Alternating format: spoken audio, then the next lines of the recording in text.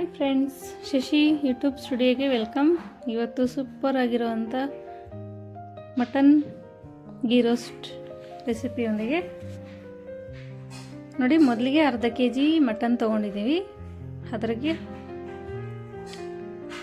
2 table spoon ghee ಸೇರಿಸ್ಕೊಂಡು ತುಪ್ಪ ಸೇರಿಸ್ಕೊಳ್ಳೋಣ. ಅದಕ್ಕೆ 1/4 ಟೇಬಲ್ ಸ್ಪೂನ್ ಅರಿಶಿಣ, ಅದಕ್ಕೆ ತೊಳೆದು ನೀಟಾಗಿ ಇಟ್ಟಿರೋ ಅಂಥ ಮಟನ್ನ ಸೇರಿಸ್ಕೊಂಡು 4 ರಿಂದ 5 ವಿಸಿಲ್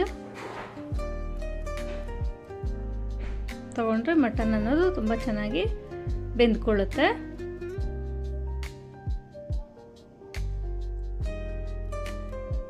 ನೋಡಿ, ಇದೀಗ ಮಟನ್ನ 4 ರಿಂದ 5 ವಿಸಿಲ್ ಆದರೆ ಮಟನ್ ಚೆನ್ನಾಗಿ ಫ್ರೈ ಆಗುತ್ತೆ. ಗೀ ರೋಸ್ಟ್ಗೆ ಬೇಕಾಗಿರೋವಂಥ ಮಸಾಲೆ ನೋಡಿ, ಬೇಗ ಬೇಗ ಪಟಪಟ ಅಂತ ನೋಡ್ಕೊಂಬಿಡಿ. ನೋಡಿ, 2 ಟೇಬಲ್ ಸ್ಪೂನ್ ಅಷ್ಟು ನಾನು ಧನಿಯಾ ತೊಗೊಂಡಿದ್ದೀನಿ. 7 ರಿಂದ 8 ಬೇಡಿಗೆ ಮೆಣಸಿನ್ಕಾಯಿ, ಒಂದಿಷ್ಟು ಚಕ್ಕೆ, 2 ಲವಂಗ, 1 ಟೇಬಲ್ ಸ್ಪೂನು ಮೆಣಸು, 1/4 ಟೇಬಲ್ ಸ್ಪೂನ್ ಜೀರಿಗೆ, ಸ್ವಲ್ಪ ಕರಿಬೇವು.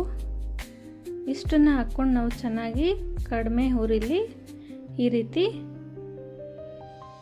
ಬಾಡಿಸ್ಕೋಬೇಕಾಗತ್ತೆ. ಸ್ವಲ್ಪ 1 ಟೇಬಲ್ ಸ್ಪೂನ್ ಆಯಿಲ್ ಹಾಕ್ಕೊಂಡ್ರೆ ಸಾಕಾಗುತ್ತೆ.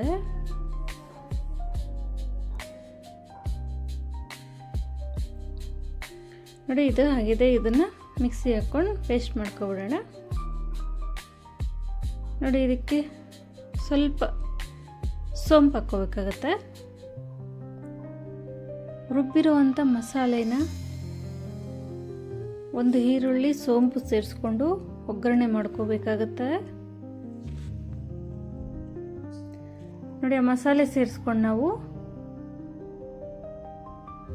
ಅದಕ್ಕೆ 2 ಟೇಬಲ್ ಸ್ಪೂನ್ ನಾನು ಮೊಸರು ಸೇರಿಸಿದ್ದೀನಿ. ಮೊಸರು ಸೇರಿಸೋದ್ರಿಂದ ಡಿಫ್ರೆಂಟ್ ಟೇಸ್ಟು ತುಂಬ ಟೇಸ್ಟಿಯಾಗಿ ಬರುತ್ತೆ. ಒಮ್ಮೆ ಟ್ರೈ ಮಾಡಿ ನೀವು.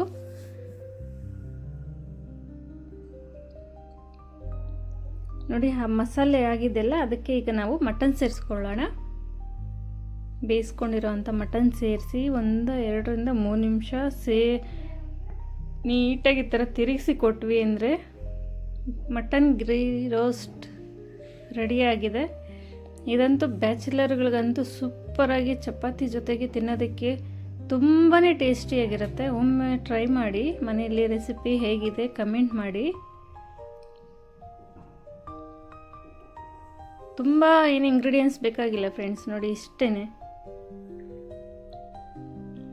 ಕೊನೆಯದಾಗಿ ಕರಿಬೇವು ಹಾಕ್ಕೊಳ್ಳೋದ್ರಿಂದ ಆ ಘಮ ಇರುತ್ತಲ್ವ, ಆಹಾ ಏನು ಚೆನ್ನಾಗಿ ಬರುತ್ತೆ ಗೊತ್ತಾ, ಕರಿಬೇವಿನ ಘಮ.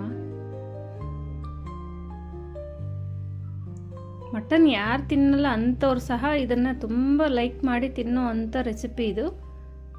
ಸ್ವಲ್ಪ ಟ್ರೈ ಮಾಡಿ ನೋಡಿ ನೀವು. ಕೊನೆಯದಾಗಿ ಸ್ವಲ್ಪ ಕೊತ್ತಂಬರಿ ಆ್ಯಡ್ ಮಾಡಿಕೊಂಡು ಮಿಕ್ಸ್ ಕೊಟ್ವಿ ಅಂದರೆ